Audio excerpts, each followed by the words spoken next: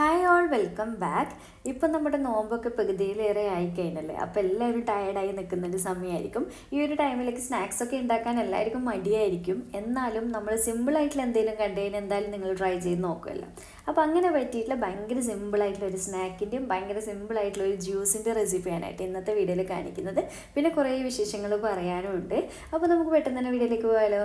വീഡിയോയിലേക്ക് പോകുന്നതിന് മുന്നേയായിട്ട് നിങ്ങൾക്ക് ഈ ചാനൽ ഇഷ്ടപ്പെടുന്നുണ്ട് എന്നുണ്ടെങ്കിൽ പ്ലീസ് ഒന്ന് സബ്സ്ക്രൈബ് ചെയ്ത് സപ്പോർട്ട് ചെയ്യണേ. അപ്പോൾ നമ്മുടെ ചിക്കൻ ബോൾസ് ഉണ്ടാക്കാൻ വേണ്ടിയിട്ട് ഞാനിത് മിക്സിയുടെ ജാർ എടുത്ത് വെച്ചിട്ടുണ്ട്. അതിലേക്കൊരു 400 ഗ്രാം അളവിൽ ബോൺലെസ് ചിക്കനാണ് എടുത്തിട്ടുള്ളത്. അത് 2 പിഞ്ച് മഞ്ഞളും പിന്നെ കുറച്ച് കുരുമുളക് പൊടിയും കുറച്ച് ഉപ്പും ഇട്ടിട്ട് നന്നായിട്ട് വേവിച്ചെടുത്തിട്ടുള്ളതാണ് കേട്ടോ. അത് നമുക്ക് ഈ ഒരു മിക്സിയുടെ ജാറിലേക്ക് ഇട്ട് കൊടുക്കാം. പിന്നെ ഇതിലേക്ക് ഒരു ഉരുളക്കിഴങ്ങ് ഏകദേശം ഒരു 200 ഗ്രാമോളം വെയിറ്റ് വരും. മീഡിയം വലുപ്പമുള്ള ഉരുളക്കിഴങ്ങ് നല്ലപോലെ വേവിച്ചെടുത്തിട്ടുള്ളതാണ് കേട്ടോ. വെറും ഉപ്പ് മാത്രം ഇട്ടിട്ടാണ് വേവിച്ചെടുത്തിട്ടുള്ളത്. പിന്നെ ഒരു ചെറിയ സവാളയാണ് ചേർത്ത് കൊടുത്തിട്ടുള്ളത്. നല്ല വലുപ്പമുള്ളതൊക്കെ ആണെങ്കിൽ പകുതിയോ കാൽഭാഗത്തോളോ അങ്ങനെ മാത്രം ചേർത്താൽ മതി കേട്ടോ. ഓവറായിട്ട് ചേർത്ത് കഴിഞ്ഞാൽ ഭയങ്കരമായിട്ട് കുത്തൽ വരും ഈ ഒരു നമ്മുടെ ബോൾസ്. പിന്നെ ഇതിലേക്ക് 4 അല്ലി വെളുത്തുള്ളി, ഒരു കുഞ്ഞു പീസ് അളവിൽ ഇഞ്ചിയും കേട്ടോ. വെളുത്തുള്ളിയൊക്കെ ഓവർ വലുപ്പമുള്ളതാണെങ്കിൽ 2 അല്ലി അങ്ങനെയൊക്കെ മാത്രം മതിയേ. അപ്പോൾ ഇതാ ഞാൻ ഇതുപോലെ ഇട്ട് കൊടുക്കുന്നുണ്ട്. പിന്നെ ഇതിലേക്ക് എരിവിന് ആവശ്യമായിട്ടുള്ള പച്ചമുളക് ചേർത്ത് കൊടുക്കുന്നുണ്ട്. ഞാനൊരു 3 പച്ചമുളക് ഇതുപോലെ ചെറുതായിട്ട് നുറുക്കിയിട്ട് ഇട്ട് കൊടുക്കുന്നുണ്ട്. പിന്നെ ഒരു 2-3 തണ്ട് മല്ലിയിലയും കൂടി ചെറുതായിട്ട് കട്ട് ചെയ്ത് ചേർത്ത് കൊടുക്കുന്നുണ്ട്. പിന്നെ ഇതിലേക്ക് പൊടികൾ ചേർത്ത് കൊടുക്കണം. ആദ്യം തന്നെ ഒരു 2 പിഞ്ച് മഞ്ഞൾ കേട്ടോ. മഞ്ഞൾ ഒരുപാട് കൂടണ്ടേ. അതുപോലെ തന്നെ 1 ടീസ്പൂൺ മുളക് പൊടി ചേർക്കുന്നുണ്ട്. കശ്മീരിയാണ് ഞാനിപ്പോൾ ചേർക്കുന്നത്. പിന്നെ ഇതിലേക്ക് 1/2 ടീസ്പൂൺ ചെറിയ ജീരകത്തിൻ്റെ പൊടി, അതായത് ക്യുമിൻ പൗഡറാണ്. പിന്നെ 1/2 ടീസ്പൂൺ ഗരം മസാല പൊടിയും ചേർക്കുന്നുണ്ട്. അതുപോലെ തന്നെ 1/2 ടീസ്പൂൺ കുരുമുളക് പൊടിയും 1/2 ടീസ്പൂൺ ചില്ലി ഫ്ലേക്സിൽ നമ്മുടെ ഉണക്കമുളകൊന്ന് ചതച്ചത് അതും കൂടി ചേർക്കുന്നുണ്ട്. പിന്നെ ഇതിലേക്ക് പാകത്തിനുള്ള ഉപ്പ് ചേർക്കുന്നുണ്ട്. ഉപ്പ് ശ്രദ്ധിച്ചിടുക കേട്ടോ, കാരണം ഓൾറെഡി നമ്മൾ ചിക്കൻ വേവിക്കുമ്പോൾ ഇട്ടതാണ്. എന്നിട്ട് ഇതിലേക്ക് ഒരു 1/4 ടീസ്പൂൺ മുതൽ 1/2 ടീസ്പൂണിൻ്റെ അടുത്തായിട്ട് ഒറിഗാനോ ചേർക്കുന്നുണ്ട്. നമ്മൾ പിസയ്ക്കൊക്കെ ചേർക്കുന്നില്ലേ. അപ്പോൾ ഒറിഗാനോയുടെ ഒരു ഫ്ലേവർ ഇഷ്ടമില്ല എന്നുണ്ടെങ്കിൽ സ്കിപ്പ് ചെയ്യട്ടെ, കുഴപ്പമൊന്നുമില്ല. ഇനി എല്ലാം കൂടി ചേർത്തിട്ട് നന്നായിട്ട് നമുക്കൊന്ന് അരച്ചെടുത്തിട്ട് വരാം. നല്ല ഫൈനായിട്ട് തന്നെ അരച്ചെടുക്കുക കേട്ടോ. അപ്പോൾ ഇത് അരച്ചെടുത്തതിന് ശേഷം ഞാൻ കൊണ്ടുവന്നിട്ടുണ്ട്. അപ്പോൾ പ്രത്യേകം ശ്രദ്ധിക്കുക, വെള്ളമൊന്നും ചേർക്കാതെ മാക്സിമം അരച്ചെടുക്കാൻ നോക്കട്ടെ. കുറച്ചൊരു ബുദ്ധിമുട്ടുണ്ടാവും അരച്ചെടുക്കാൻ, കാരണം ഭയങ്കര ഡ്രൈ ആയിട്ടുള്ള ഐറ്റംസ് അല്ലേ എല്ലാം. അപ്പോൾ അതൊന്ന് അരഞ്ഞ് കിട്ടുമ്പോൾ നല്ല പെട്ടെന്ന് തന്നെ കിട്ടിക്കോളും. അപ്പോൾ പൾസ് മോഡിലിട്ടിട്ട് 2-3 തവണ കറക്കുക. എന്നിട്ട് ഇടയ്ക്കൊന്നും അരയുന്നില്ല എന്നുണ്ടെങ്കിൽ സ്പൂണ് വെച്ച് മൊത്തത്തിലൊന്ന് ഇളക്കിയിട്ട് കൊടുക്കുക കേട്ടോ, 1-2 തവണ. എന്നിട്ട് അരച്ചെടുത്താലും മതി. പിന്നെ തീരെ അരയുന്നില്ല എന്നുണ്ടെങ്കിൽ മാത്രം 1-2 സ്പൂണ് വെള്ളം ഒഴിച്ച് കൊടുക്കുക കേട്ടോ. ഒട്ടും തന്നെ നിർബന്ധമില്ല, കാരണം നമുക്കിത് ലൂസാവാൻ പാടില്ല. നല്ല തിക്കായിട്ട് തന്നെ അരച്ചെടുക്കേണ്ട ബാറ്ററാണ്. അങ്ങനെ ഇതാ മൊത്തത്തിൽ നമ്മൾ ഈ ഒരു മസാലയൊക്കെ റെഡിയാക്കി ഈ ഒരു ബൗളിലേക്ക് ഇട്ട് കൊടുത്തിട്ടുണ്ട്. ഇനിയിപ്പോൾ കാര്യമായിട്ട് പരിപാടിയൊന്നുമില്ല, നമുക്കിത് ഷേപ്പ് ചെയ്തെടുക്കണം. പക്ഷേ ഇങ്ങനെയാണെങ്കിൽ നമുക്കിത് ഷേപ്പ് ചെയ്തെടുക്കാൻ ബുദ്ധിമുട്ടും. അപ്പോൾ ഇതൊന്ന് നമുക്ക് കുറച്ചൊന്ന് ഡ്രൈ ആക്കി എടുക്കാൻ വേണ്ടിയിട്ട് ഇതിലേക്ക് നമ്മൾ ബ്രെഡ് ക്രംസ് ആണ് ചേർക്കുന്നത്.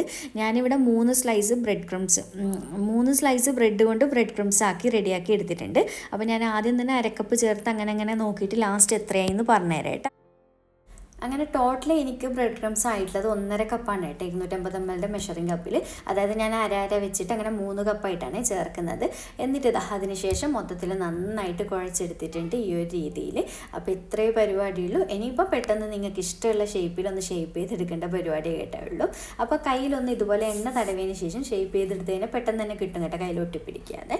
അപ്പോൾ ഇതിനെ കുറച്ച് എണ്ണ തടവി കുഞ്ഞു ബോൾസ് ആയിട്ടാണ് കേട്ടോ ഞാൻ ഇത് ചെയ്തെടുക്കുന്നത്. നിങ്ങൾക്ക് വടയുടെ ഷേപ്പോ അല്ലെങ്കിൽ കട്ട്ലറ്റിൻ്റെ ഷേപ്പോ ഏതിലും ചെയ്തെടുക്കട്ടെ, എങ്ങനെയായാലും കുഴപ്പമൊന്നുമില്ല. അങ്ങനെ അതാ ഈ ഒരു രീതിയിൽ നമ്മുടെ ചിക്കൻ ബോൾ കുറച്ച് ഞാൻ ഇത് ഷേപ്പ് ചെയ്ത് വെച്ചിട്ടുണ്ട്. അപ്പോൾ അതിനിടയിൽ ലിയൂസും എന്നെ ഹെൽപ്പ് ചെയ്യാറുണ്ട് കേട്ടോ. അപ്പോൾ എനിക്കൊന്ന് നോമ്പിൻ്റെ മിക്ക റെസിപ്പീസിലും ലിയൂസും എന്നെ ഹെൽപ്പ് ചെയ്തിട്ടുണ്ട്. ഓരോന്ന് ഷേപ്പ് ചെയ്യുന്നതൊക്കെ ഭയങ്കര ഇഷ്ടം, കുട്ടികൾക്ക് ഇഷ്ടമുള്ളൊരു കാര്യമാണല്ലോ. അപ്പോൾ പെട്ടെന്ന് തന്നെ വരും കേട്ടോ. അപ്പോൾ ഇങ്ങനെ എന്നോട് ഓരോ കാര്യങ്ങൾ ചോദിക്കായിരുന്നു. പണ്ട് ഉമ്മാമ്മനെ ഇങ്ങനെ ഹെൽപ്പ് ചെയ്യാറുണ്ടോ, ഞാൻ ഹെൽപ്പ് ചെയ്യുന്ന പോലെ എന്ന് പറഞ്ഞോളൂ. ഭയങ്കര ആളായിട്ടാണ് ഉള്ളത്. എന്തായാലും കുട്ടികളുടെ ഇങ്ങനത്തെ സന്തോഷമൊക്കെ അല്ലേ നമുക്കും കൂടി സന്തോഷമായിട്ടുള്ളത്. അപ്പോൾ ഞാൻ ജസ്റ്റ് ഒന്ന് വീഡിയോ എടുത്തതന്നേ ഉള്ളൂ. പിന്നെ നിങ്ങൾ എപ്പോഴും വ്യൂസിനെ ചോദിക്കാറുണ്ടല്ലോ, നീ ഹെൽപ്പ് ചെയ്തിനാ ഉമ്മാമ്മയുടെ നാട്ടിൽ നിന്ന്? അതെയാ, എന്നാ പെട്ടെന്ന് ഷേപ്പ് ചെയ്യും. ഇതിൽ എത്ര എണ്ണ ഇന്നു ഷേപ്പ് ചെയ്തതല്ലേ? എത്ര എണ്ണ ഇന്നു ഷേപ്പ് ചെയ്ത്? അങ്ങനെ ഇതാ നമ്മൾ മൊത്തത്തിൽ ഷേപ്പ് ചെയ്ത് എടുത്തിട്ടുണ്ട്. അപ്പോൾ കുഞ്ഞു ബോൾസൊക്കെ കാണുന്നതിൽ യൂസ് ഉണ്ടാക്കിയത് തന്നെയാണ് കേട്ടോ. അപ്പോൾ അതിന് ഞാൻ പിന്നെ ഷേപ്പ് മാറ്റാനൊന്നും നിന്നിട്ടില്ല, വലിപ്പം കൂട്ടാനൊന്നും നിന്നിട്ടില്ല. കാരണം എന്താ വെച്ചാൽ അവളുണ്ടാക്കി തന്നിട്ട് ഞാനത് ഫ്രൈ ഒക്കെ ചെയ്ത് കാണുമ്പോൾ ഭയങ്കര സന്തോഷമായിരിക്കും. അങ്ങനെ ഇതാ നമ്മൾ അടുത്തത് ഞാനൊരു ബൗളിൽ കുറച്ച് മുട്ടയുടെ മിക്സ്, അതായത് മുട്ടയും കോൺഫ്ലവറും നല്ലപോലെ മിക്സിയിൽ അടിച്ചെടുത്തിട്ട് അങ്ങനെ മുട്ടയുടെ മിക്സ് റെഡിയാക്കിയിട്ടുണ്ട്. പിന്നെ കുറച്ച് ബ്രെഡ് ക്രംസും എടുത്ത് വെച്ചിട്ടുണ്ട്. ഇനിയിപ്പോൾ നമ്മൾ ഷേപ്പ് ചെയ്തിട്ടുള്ള ഓരോ ബോളും ഇതുപോലെ മുട്ടയുടെ മിക്സിലേക്ക് ഒന്ന് ഡിപ്പ് ചെയ്തെടുക്കുക. കൊടുക്കുക. എന്നിട്ട് ബ്രെഡ് ക്രംസിൽ നന്നായിട്ടൊന്ന് കോട്ട് ചെയ്തെടുക്കുക. അപ്പോൾ ഇത്രയും പരിപാടിയുള്ളൂ. നമ്മൾ നോർമൽ കട്ട്ലേറ്റൊക്കെ ചെയ്യുന്ന പോലെ ഭയങ്കര സിമ്പിളല്ലേ, മസാലകളൊന്നും വഴറ്റാത്തത് കൊണ്ട് തന്നെ പെട്ടെന്ന് റെഡി ആയി കിട്ടും കേട്ടോ. അപ്പോൾ ഇത്രയേ ഉള്ളൂ. ബാക്കിയുള്ളത് മൊത്തത്തിൽ ഞാൻ ഈ ഒരു രീതിയിൽ ചെയ്തെടുത്തിട്ടുണ്ട്. ഇനിയിപ്പം നമ്മൾ ഈ ഒരു സ്നാക്ക് ഒന്നിക്കിൽ നിങ്ങൾക്ക് പെട്ടെന്ന് തന്നെ ഫ്രൈ ചെയ്തെടുക്കാം, അല്ലെങ്കിൽ നമുക്ക് ഫ്രിഡ്ജിൽ വെക്കുക. നിങ്ങൾ നോമ്പ് തുറക്കാൻ സമയത്ത് ഒന്ന് ഫ്രൈ ചെയ്തെടുത്താൽ മതി കേട്ടോ, ചൂടോടെ കഴിക്കണമെന്നുണ്ടെങ്കിൽ. അപ്പോൾ ഞാൻ എന്തായാലും ഇതാ ലൂസ് ഇവിടെ ഫ്രിഡ്ജിൽ കൊണ്ടുവച്ചിട്ടുണ്ട്. നമ്മുടെ സ്നാക്ക് ഞാൻ ലൂസും കൂടി അവിടെ റെഡിയാക്കി വെച്ച്. അതുപോലെ തന്നെ ഇന്ന് ഞാൻ പറഞ്ഞല്ലോ മൊത്തത്തിൽ സിമ്പിളുമാണ്, കുറേ ഫ്രീ ടൈമും കിട്ടി കേട്ടോ. അതുകൊണ്ട് ഞാൻ നിങ്ങളുടെ മുന്നിൽ ഇങ്ങനെ വന്ന് കുറച്ച് കാര്യങ്ങളൊക്കെ സംസാരിച്ച് ക്ലിയർ ചെയ്യാനുണ്ട്. കുറേ കമൻസൊക്കെ വന്നതിനെ കുറിച്ചിട്ടാണ് കേട്ടോ.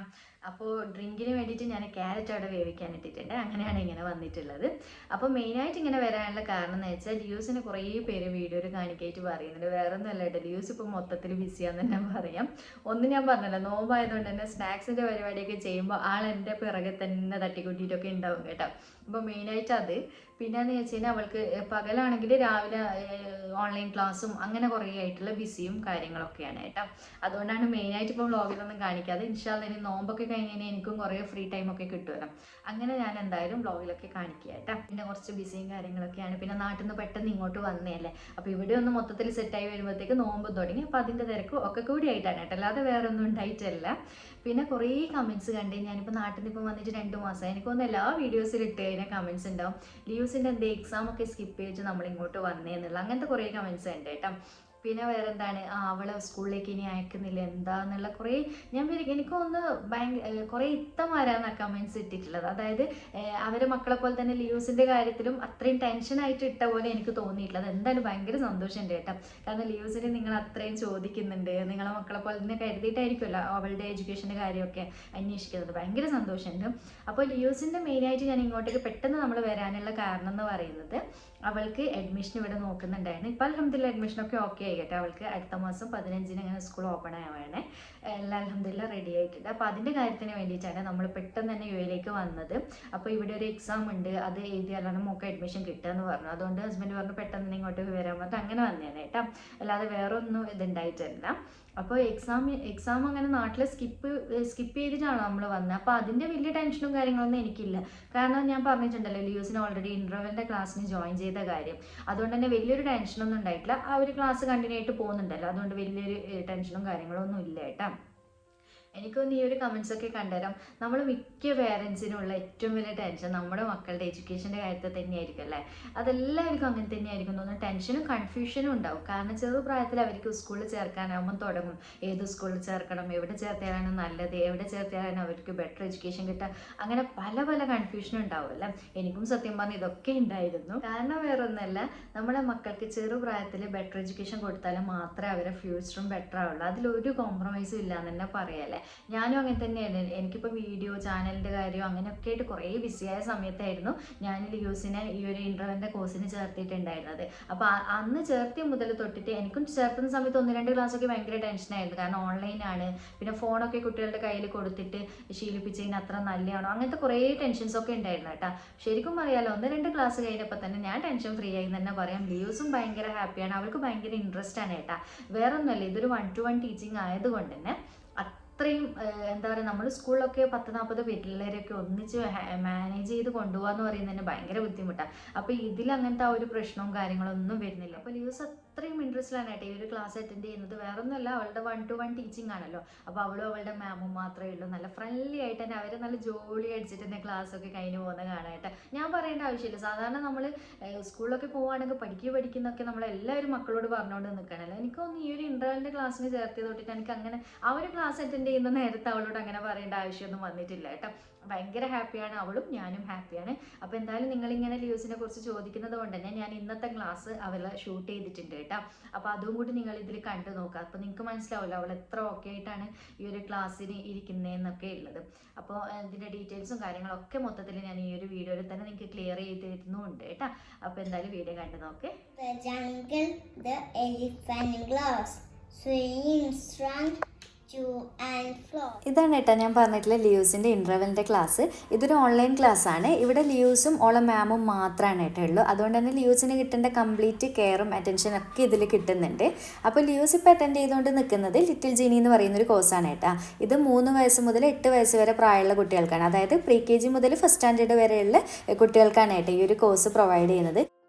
അപ്പോൾ ഈ ഒരു കോഴ്സിൻ്റെ മെയിനായിട്ടുള്ള പ്രത്യേകത എന്ന് പറയുന്നത് നമ്മുടെ മക്കൾക്ക് സ്റ്റാർട്ടിങ് സ്റ്റേജിൽ കിട്ടേണ്ട കുറച്ച് ബേസിക് ആയിട്ടുള്ള കാര്യങ്ങളുണ്ടല്ലോ. അതായത് reading, writing, letters, sounds, pronunciation, ഇതെല്ലാം നമ്മുടെ ലിറ്റിൽ ജീനി കോഴ്സിലൂടെ കിട്ടുന്നുണ്ട് എന്നുള്ളതാണ് കേട്ടോ മെയിനായിട്ടുള്ളൊരു പ്രത്യേകത. This is small. This is big. സാധാരണ നമ്മൾ LKG UKG ഒക്കെ 2 വർഷം എടുത്ത് പഠിക്കുന്നത് ഇവിടെ 1 ഇയർ കൊണ്ട് തന്നെ പഠിക്കുക എന്നുള്ളതാണ് കേട്ടോ. അതുപോലെ തന്നെ നമ്മൾ ഒട്ടുമിക്ക പാരൻസിനുള്ള ടെൻഷൻ എന്ന് പറയുന്നത് ഇതൊരു ഓൺലൈൻ ക്ലാസ് ആയതുകൊണ്ട് തന്നെ എഫക്റ്റീവ് ആവുമോ, അതുപോലെ തന്നെ ഫോൺ മക്കളുടെ കയ്യിൽ കൊടുത്തിട്ട് പഠിപ്പിക്കുന്നത് അത്ര നല്ലതല്ലല്ലോ, മക്കൾ പ്രോപ്പറായിട്ട് ഇരുന്ന് പഠിക്കുമോ, അങ്ങനത്തെ പല ടെൻഷനും പാരൻസിന് എന്തായാലും ഉണ്ടാവും. സത്യം പറയാലോ എനിക്കും 1-2 ക്ലാസ്സൊക്കെ ലിയൂസ് ഇവരുടെ അറ്റൻഡ് ചെയ്യുമ്പോൾ ഈ ഒരു ടെൻഷനൊക്കെ ഉണ്ടായിരുന്നു കേട്ടോ. പക്ഷെ പിന്നീട് ലിയൂസിൻ്റെ ആ ഒരു മാറ്റവും അവളുടെ ആ ഒരു ഇൻട്രസ്റ്റൊക്കെ കണ്ടേറെ എനിക്ക് തന്നെ ഭയങ്കര അത്ഭുതമായി. കാരണം ഞാൻ പറയാതെ തന്നെ ക്ലാസ്സിൻ്റെ ആ ഒരു ടൈമും കാര്യങ്ങളൊക്കെ ആകുമ്പോൾ അവൾ തന്നെ മൊത്തത്തിൽ സെറ്റ് ചെയ്ത് ഇൻട്രസ്റ്റോടുകൂടി ഇരിക്കുക കേട്ടോ ക്ലാസ്സിൽ.